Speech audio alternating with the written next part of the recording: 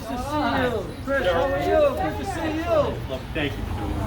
Senator, Christopher. how you doing? I'm glad you wore your sneakers. I said, you know what? If it's good enough for Ed, it's good enough for me. Thank you. I don't know, we're thrilled to have you here. Thank you for all you've done. Honestly, you probably haven't moved long. Without the federal funding. Wow. This thing's thriving. I mean, with all the testing going on in this city, it's really, we're really starting to get a jump on things. Here's some of our team. Yay! Thank you. Heroes! And heroes. Senator Markey. Heroes. Thank you. Appreciate it. Hi, folks. Thank you. Hi. Appreciate it. Senator Markey, good to see you. Thank you. So where are we going to go here now? We're going to go around back. Okay, We've good. got a little tent set up. Thank you. Awesome. Thank you here. Thank you. And our board chair, Sydney Murray, who Thank you. really has provided great leadership to our organization. And we've met our team, some of our team. I think I was telling you as we walked up, we have about 260 employees. So we've been here since the early 80s. So we're a critical organization to the health of the Commonwealth. We serve 25% of the city's population, very diverse backgrounds. We are predominant immigrant communities, are Spanish speaking. We have people from Guatemala, Dominican Republic, Puerto Rico. We have a big Cape Verdean Portuguese community, and what's wonderful, I think, is the staff is very reflective of the community that we serve. Many are bi and trilingual, which makes us, I think, really well suited to be able to provide care for people that English is a second language. And our pediatric population, Dr. Langhans has sort of pounded into me that 70% of the children's parents don't speak any English whatsoever, Spanish being the predominant language. So 70%. 70%. Of the patients do not speak. Parents. Excuse me? Oh, 70% of the parents. of the Yeah, I children. see. But Yeah. that affects the kids. Yep. Spanish and Yeah. about Yeah. So anyway, we have rapidly since March the 10th changed the way we operate, and they can tell you more than I what it's been like. But on March 10th, as you know, the governor declared an emergency. On March 13th, the schools got closed, and that had a significant impact. We have a large female population, younger with families, so child care became immediately a very big crisis for how they were going to handle it. And many patients stopped coming to the health center because they were fearful. There was a lot of scare out there. We didn't know what to do. We were encouraging people to call before they came because we didn't know who did or didn't have signs and symptoms of COVID. So we quickly went to a trying to keep people out of the health center, but at the same time we were losing $1 million a month. So it was kind of scary, like how are we going to survive? We had at that time only a couple $1 million in reserve, so we were kind of counting the months of what we were going to do. I had to have faith knowing we were there in the Senate and some of our delegation that you guys were going to help us in the end, because we know how important community health centers are to the health of our city and across the nation. 1,900 community health centers serve the most vulnerable population. But I will tell you, it's pretty nerve-wracking for that first month or two until we got some relief. We immediately went into kind of separating our patients. We closed all the doors to the facility. You didn't see as you came by, but there's one door where people are screened with a temperature, symptoms, to see if anybody had any symptoms of COVID, so we could immediately isolate them and keep people apart from one another. So we have two main areas where we serve patients now. One is we call the COVID clinic. So anybody suspect or symptomatic with respiratory concerns goes into the COVID clinic, and anybody with another medical concern, because sometimes I think we've forgotten that people have other medical conditions during this time. So fortunately, with your relief, we were able to take a little bit of a breath and think about how we were going to survive financially. And so we quickly went into telehealth. Within 2 weeks, we had 65% of our visits were through telehealth. So that started to bring us some more revenue in, and certainly was helpful. So HRSA grants that we got, and Sorry. I see. Okay, no. Okay, yeah. Okay, yeah, here you go. Thank you. Appreciate it. Yeah, sorry. so, and also I'd like to thank HRSA and the federal government for making it easy on us. Sometimes you offer us grants and it takes a lot of hoops to jump through it, and very quickly I think we got $950,000, and that definitely gave gave us a little moment of time to relieve and think what we were going to do. Our testing requests started to ramp up. New Bedford was a little slower than other communities across the Commonwealth in terms of the peaking of cases, and so we started out testing inside, but because of being in an enclosed environment, we have to leave rooms vacant for 2 hours until the virus can dissipate, go in and disinfect and bring somebody in. So we set up a tent, probably early April, where we can take 8 people in an hour to come in the tent. So we try to pre-register people so that they're in and out in 5 minutes and there isn't a lot of exposure to other people. So we've been operating like that for a while. Every week, every day, we get new directions from the CDC and the Department of Public Health, and we have to adapt how we're practicing. So as reopening has happened, we're beginning to bring patients back in. We're still primarily on telehealth, 60% of our visits, but every provider comes in 1 day a week so they can begin to see their patients, because we're going on 5 months now, and some people really need to have March, some hand. April, May, June, July. Yeah, it is. It doesn't feel that way, but so that's a long time if you have diabetes or other chronic conditions that are hard to manage. And so we're slowly trying to find ways of bringing people back in. We've twice had the governor select us to be an expanded test site. We were up to 80 or 90 in mid-April to mid-June, and then it kind of, when we reopened, people started going back to their normal lives. And also I've noticed in my public health career there tends to be epidemic fatigue, where people are kind of like sick of living like this and thinking about it every day, and they try to kind of forget about it. So people stopped coming in for testing, and we were down to about 11 patients on average a day from a peak of 90. And so the state came out last week with a new plan called Stop the Spread, and this is for anybody that needs to be tested, no questions asked, asymptomatic. We weren't allowing people that were asymptomatic to be tested because testing was limited in its availability, and no one would pay for it if there wasn't a reason to get tested. But we know as part of public health epidemiology, and in order to understand the scope of this and what we need to do for the long term, we need to know how many people are positive. Yeah. So we're back up to, yesterday we had 89. 89 positives yesterday? No, 89 tests. 89 So tests. we're doing close to 100 tests a day. And what were the positives yesterday? Our positive, you know what? It's taking 7 to 9 days. And No. Yes, it is. Quest Labs. If you have any pull at Quest Labs, we'd love you to get them to Well, I saw that do there's our a new test, a saliva test. Yes. Have you been following this? Yes. Yeah, which is almost like instantaneous. Right. I think it's a 30-minute test or Yeah. something. I saw it. Yeah. Yeah, I think we got to move to that. We cannot have We do. 7 to 9 this days. quest. You might as well just What's stay the point home. at that? At Right. that moment, you don't know, and Right. so So you go you back about continue your your business. ordinary life, and before you know it, that this test isn't even valid This is a anymore. Right? significant problem. And Crazy. We know that the mayor has been quite upset about that, because we had a high positivity rate.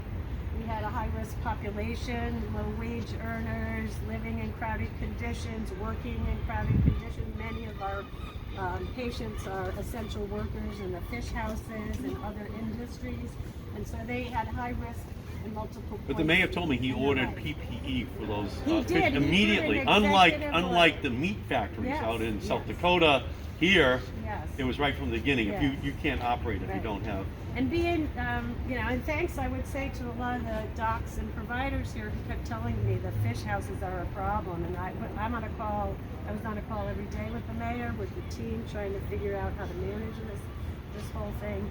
And so it's been quite a ride. I will say, I think New Bedford has done a really extraordinary job. So we're thrilled that you're fabulous, here. fabulous. And I know So can you just tell me, do you know the numbers in terms of the number of cases that the city has had and the number of deaths? So the number of cases the city had as of yesterday was 2,199 with 129 deaths.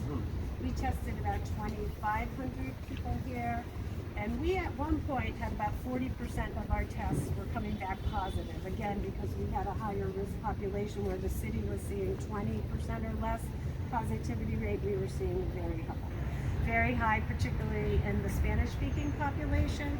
and we're still a little on the high side. We're still about 30% positivity, but we're now looking at not the whole length of time of the pandemic to see if we're moving in a better place. So we do 5-day averages, and so we are now in the 13 to 15% range. So we're going in the right direction. But again, we have just kind of reopened in phase 3 in Massachusetts, so I think the next 2 weeks will be telling Yeah. of how we're really doing overall. Yeah. So our rates are low. In phase 3 really opens up our economy. They just reported 17.4% unemployment in Massachusetts, so we're the worst in the nation. Oh, we are. So, but it's because we're first in terms of controlling Yeah. coronavirus. So as we open now, it's going to really create a dynamic tension between healthcare and the opening, and hopefully in Massachusetts people will use their masks and self-distance even as they go back to work. So I would open up to the team to see if anybody wants to share any thoughts. Can I just say something for 1 minute, if I may? Sure. Yeah, before I start. So thank you, Cheryl. Thanks to all of you for being on the front line every single day. Healthcare workers, can you hear me back there? Healthcare workers are heroes, but heroes need help. So when we did that first coronavirus package, the CARES Act, we had to fight the Republicans for the extra $50 billion, and we got it because we just held, and that's where the 1.4 million for New Bedford came from. From that first package, so that you would have those resources that you needed, because you were about to get flooded, and we could see it happening. So now we'll be back down there next week, beginning Monday, and re-engaging this whole debate, this whole fight over more help for medical institutions. Instead of Yeah. pediatrics. I'll Thank say you, that Doctor. one thing that's been challenging, although I think you've done a reasonably good job here, is You recently what? what has been challenging during the pandemic in pediatrics has been convincing families to bring their babies in. Uh-huh. And we've been pretty successful. And explain, why do you want them to bring in their babies? Vaccines. Vaccine. Oh, you're saying this is vaccination. Yeah, so not just for vaccinations, we bring them in for the, if we're going to bring them in, we're going to do their well child exams. So I see. we've been pretty successful in getting the under 2-year-olds in. And now that the state is opening up more, we're focusing the next group of all the kids that we had to cancel physicals on, to bring in the kids who are preschool and need to get vaccines, and the 11 and 12-year-olds who need to get vaccines. I see. But So what vaccinations are you giving them? everything. Everything. All Yeah. the childhood. Yeah, we all, the entire, I mean, and there are a lot And of you're saying, and mothers have been apprehensive about bringing Right, them in but- because of the coronavirus. Correct. You may have passed it on your way in. We're using it. What's an Secret emergency? door. A secret door, which we have a bell on, that is just for well babies to come into No our kidding. department. So it completely Keeps them separate. out of the health Yeah, to keep them out of the front door and being. So we've been able to convince people Beautiful. that it's safe to come in, and so we're able to vaccinate.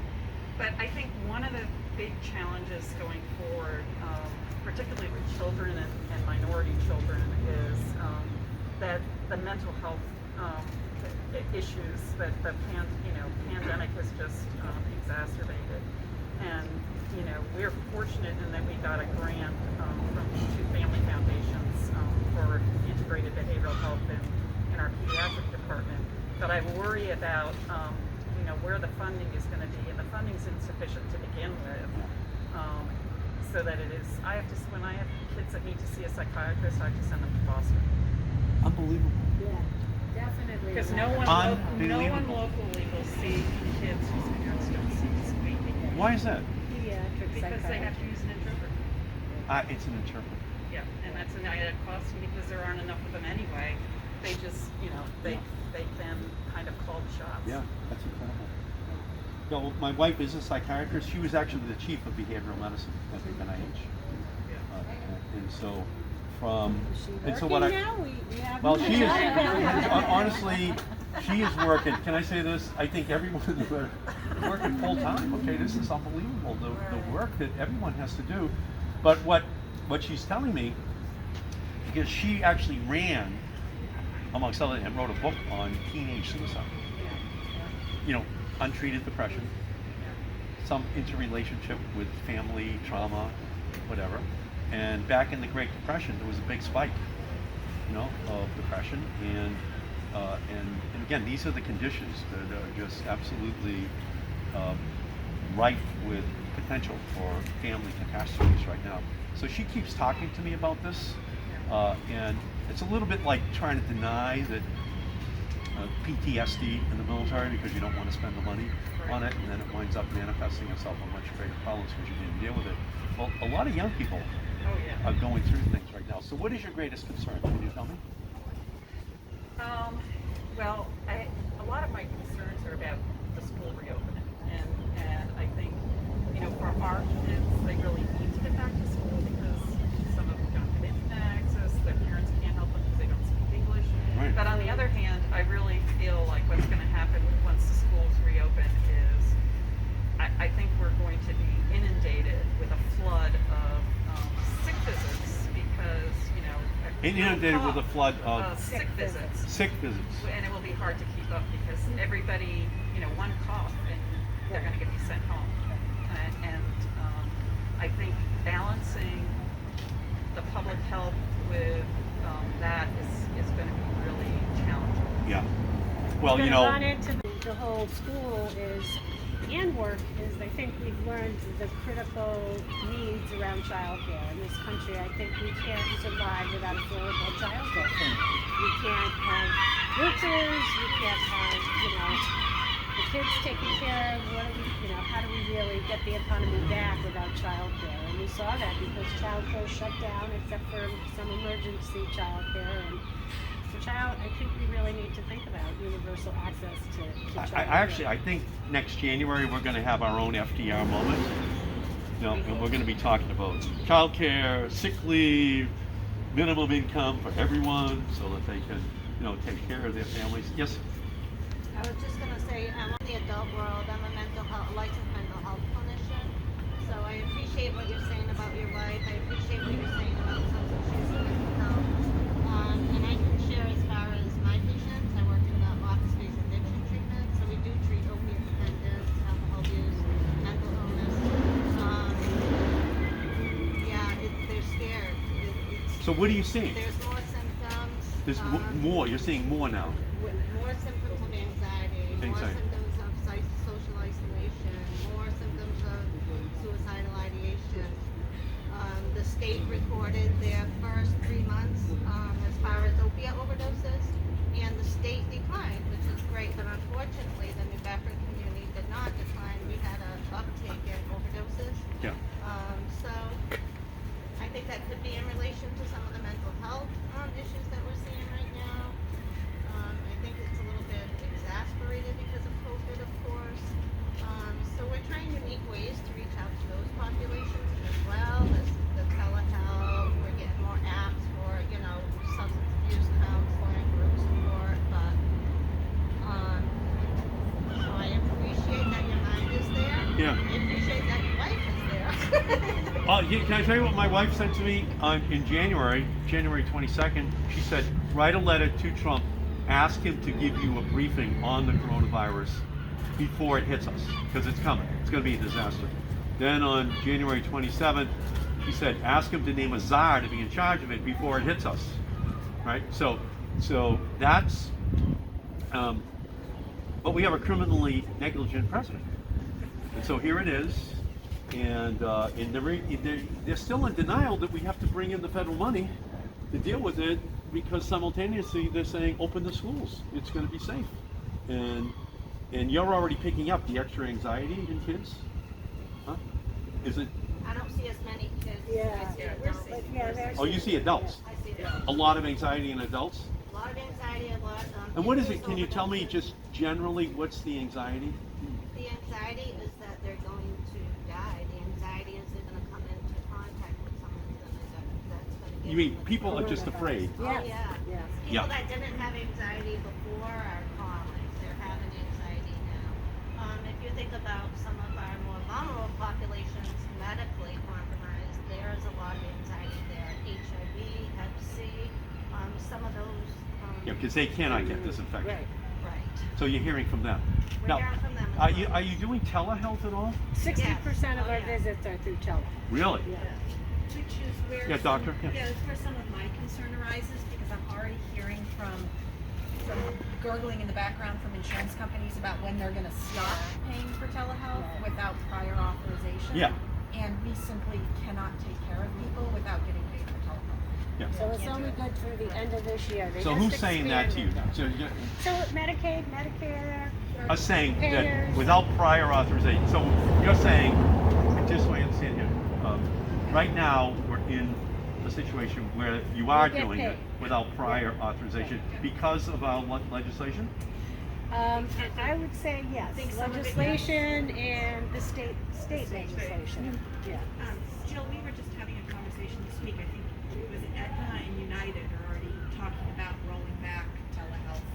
Not so much in Massachusetts yet, but what they do in one state, they're going to do in someplace else. Yeah. And in a pandemic, without telehealth, Right. you can't provide health Right. here, right? I mean, it's Zoom is the new operating principle Right. of our lives, and I think the public has moved to it, but the insurance companies have to Right. let the Correct. public and you move to it, and otherwise we're going to create a huge healthcare gap Yes. because we're not talking just having that conversation right on Zoom with someone who needs. Well, and to your point about children having access to the internet for schooling, the same is true for some of our patients having Yeah. access to telehealth. You still need the hardware, whether it's your phone Right. or something else, in order to Right. access your physician, or you have to go in person, which might not be the best idea for someone. given For someone who's already compromised. Yeah. We actually bought some phones so that some of our patients who really couldn't afford it were able to have telehealth visits. So that the- Wow. Oh, you have. You mean you give them the We phone buy the phone. as part of the healthcare Correct. that you provide? Yes. Yeah, which is incredible. Jill, I don't know if you had any more insight in terms of the telehealth and Thinking, that is hard in a sick care system, or even when you're talking about how the insurance companies view all these issues, right? That it's just all old-fashioned thinking, and what you're providing right now is the preventative help. So from my perspective, this whole system needs CPR. yes. C for coverage. Everyone has to get coverage. P to make sure that every person is in, and R for research. We're going to need to do a lot of work right now to understand who's impacted at home. Mental health, behavioral issues, substance abuse issues. We have to get this work done quickly so that then we can provide the resources that are going to be necessary. So love to, anybody else? I'd love to hear from anybody. Anybody here at all? And how many of you are multilingual? Yeah. So has your job increased dramatically in the last 4 months? Well, I just came back a couple of weeks ago, but yes, it has increased because there's limited staff. So I'm pulled to interpret in areas where I didn't before, Yeah. and it's rewarding. Yeah. Just people becoming scared, they don't know what's going on, and they don't speak the language, so that's even scarier. And that's your job too. Right. So Yeah. the fact that I'm able to help them is really great. And Yeah. they feel at ease. Like you can see the tension just drain from them Yeah. when they find someone that speaks their language. And it's now more than ever. Yes. Yeah. Can you talk a little bit about that? I've been interpreting over the phone when the interpreters were not with us for a little while. So it made it easier for the patients to communicate with the doctor, with Yeah. the nurses. And you can talk to the mothers. And you're saying 70% do not speak English. Huh? Yeah. And that's a critical. When I was 5 years old, I was run over by a car, and they rushed me up to the emergency room in Malden. And there were two things your mother tells you when you're growing up. One, if you're in an accident, your number is MA40815. And the other thing is, Eddie, make sure you change your underpants every day. Because I will be so embarrassed you know, and you're 5 years old, you know what I mean? So that's how you're thinking. So I'm on the emergency table, and the doctor says, "What's your name?" It's Eddie Markey. "What's your phone number?" MA4. I said, "Now I can hear the doctor talking to my mother. We got your boy here. You got to give us permission to operate right now." But meanwhile, the nurses are coming over and they're unbuckling my pants because they're gonna, you know, undress me. And all my fingers got broken. You can still see where I came down, and like all my fingers just broke trying to. The car hits you, just go straight up in the air, and you come down, hit your head, and gosh. So I'm trying to hold on to my belt because they're gonna see that I didn't change my underpants for the last 5 days. Trouble. And they're gonna tell my mother on the phone right now. So that's my greatest fear. My last memory is this thing coming over my face, and I'm out, right? So I know that the father has to be in this conversation. So we thank you so much for the work you do to make sure that you can have that conversation, you know, because that's a memory you never forget, lying on that table as a 5-year-old. It's like indelibly imprinted in my brain. So thank you all so much. You guys are here for every healthcare worker in America into this bill in the next 2 weeks as hazard pay.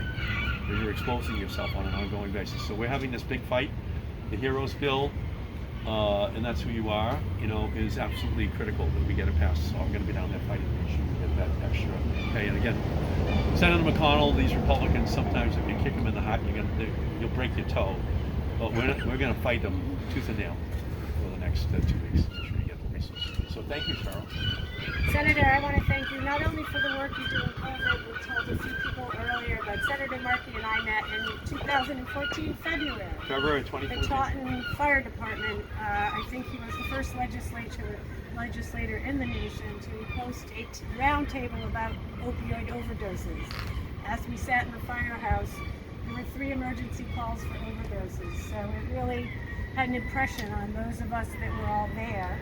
I was the Commissioner of Health at the time, and we knew that this was a serious problem and really began this conversation. And don't want to forget about that in the middle of one pandemic, that we still have another epidemic that's going on here in the nation, and our staff are dealing with that at the same time.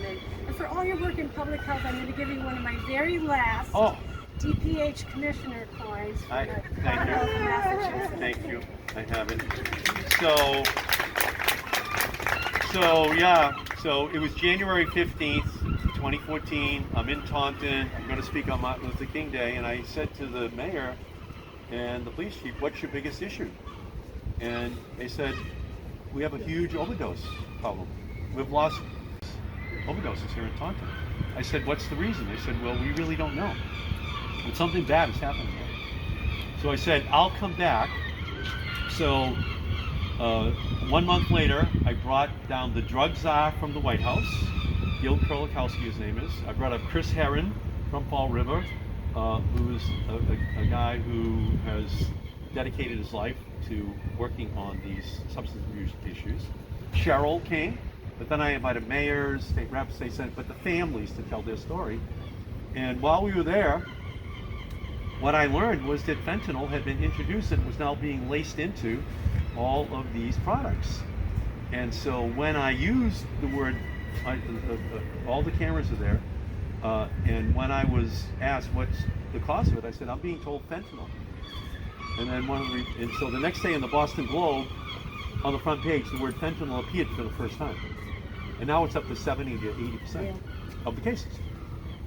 So a lot of this is just prevention, getting ahead of it, listening to families and listening to the experts, and that's who you are. You are the experts because you do this every day, and I've learned really a lot from you today. Thank you, and you're doing God's work on earth. Thank you so much. Thank you, Cheryl.